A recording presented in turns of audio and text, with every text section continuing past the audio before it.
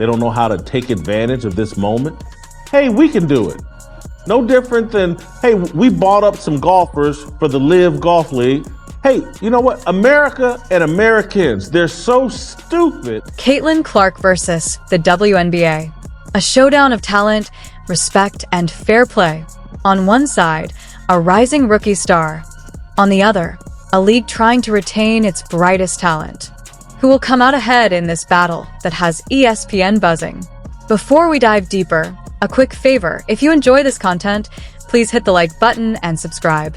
Over 98% of viewers watch without subscribing. It costs nothing but makes a huge impact for us. Did you subscribe? Awesome. Thank you. Now, back to Caitlin Clark. She's burst onto the WNBA scene like a comet, shattering records and sending jersey sales skyrocketing, even surpassing legends like Sue Bird and Diana Taurasi. Incredible, right? And there's more. Her presence has caused Indiana Fever game attendance to surge by an astonishing 400%. We don't do things that protect our interest in our way. We play defense. We just try to conserve. We don't build. The WNBA's newest Golden Girl. Sounds perfect, right? But buckle up, because this story is about to take a dramatic twist you won't see coming. What if I told you that this up-and-coming star was on the verge of making a decision that could shock the entire sports world? That's right. The league's favorite player might soon become its biggest headache. Clark's frustration had been simmering for a while. Remember when she said she felt like a punching bag on the court? That was just the tip of the iceberg. So what could drive a rising star to even think about walking away from it all? Please don't forget to like the video and subscribe my channel for more awesome content. Thanks. Adam Silver, Kathy Engelbert, the people running the NBA and the WNBA, they are idiots. They don't know how to maximize this Caitlin Clark gift. They say success comes at a price. And for Caitlin Clark, that price has been enduring relentless physical play on the court. And I'm not talking about minor bumps here and there. This is next-level intensity. Picture it. Clark is out there smashing records and lighting up highlight reels. But behind all that glory, there's a harsher reality. She's getting physically beaten play after play, while referees often just stand by. Clark didn't hold back when talking about it. She said, "I feel like I'm getting hammered, everyone's physical with me, and opponents get away with things others wouldn't." Can you imagine the league's rising superstar feeling like no one's got her back? We have a gift here in Caitlin Clark. Again, and I don't know fully where Caitlin Clark stands. She may be a closeted feminist. This wasn't just a bad game or two. This was happening night after night. Dirty plays, missed calls. It was like Clark was fair game. And let me tell you, it wasn't pretty. Some of the plays were cringeworthy just to watch. Here's the shocking part. The league wasn't stepping in. It was almost as if they forgot they had a golden talent on their hands. Clark was bringing in thousands of fans, yet the WNBA couldn't even ensure she was safe on the court. Want to know how extreme it got? Clark described it as feeling like a street fight. Yes, a street fight in a professional basketball league. That's definitely not what you expect when you're drafted number 1 overall. The physical toll on Clark has been immense. Imagine giving it your all day in and day out, only to feel punished for it on the court. That's got to weigh heavily on anyone's mind. The brighter Clark shined, the more it seemed everyone was gunning for her.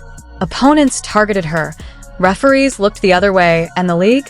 They were too busy counting profits to notice their star was taking a beating. At some point, any player would ask, how much is too much? How long can someone endure that kind of treatment before seeking an escape? Just when it seemed like Clark was trapped, she made a move that stunned both ESPN and the WNBA. How did she manage to turn the tables on an entire league? Buckle up, because this is where it gets wild. Caitlin Clark just dropped a bombshell shaking the sports world to its core. The buzz is off the charts. Clark isn't just leaving the WNBA, she's heading to Europe. That's right, the same player who is smashing records and selling out arenas in the US is taking her game overseas. You might be wondering, what about her WNBA career? That's exactly the question ESPN and the league are scrambling to answer. They're in full panic mode. Can you blame them? Clark was their golden goose, and now she's flying the coop. But here's the kicker. she's not leaving quietly.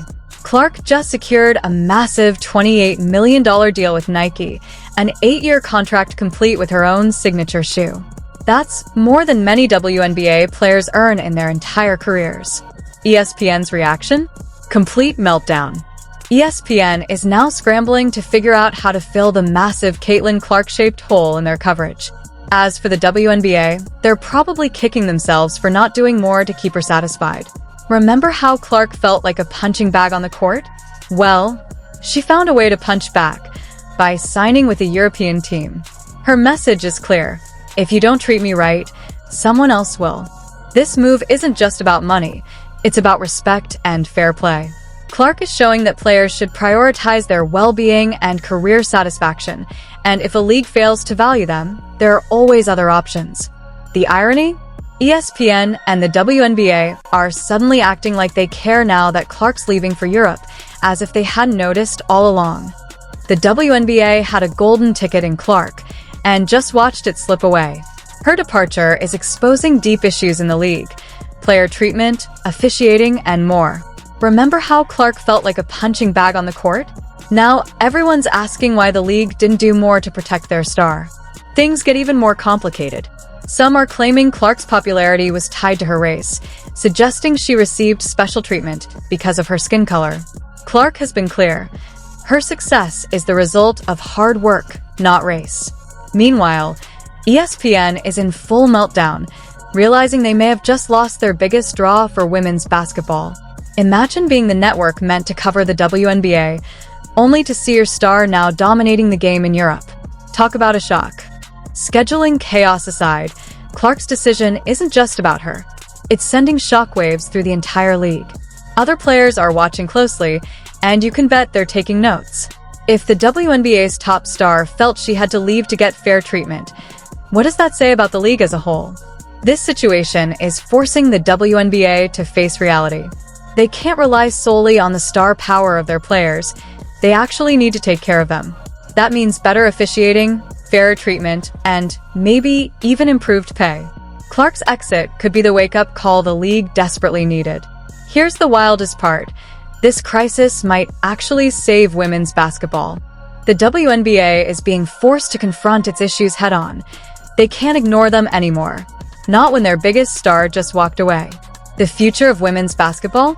It could go in two very different directions. The WNBA faces a choice: step up and create a league where stars like Clark want to stay, or watch more players leave for better opportunities. Clark flipped the script, going from the league's golden child to its biggest headache, heading to Europe with a $28 million Nike deal. She's made it clear she won't be anyone's punching bag, inspiring other players to consider their own options. The big question: will the WNBA improve, or are we on the verge of a talent exodus?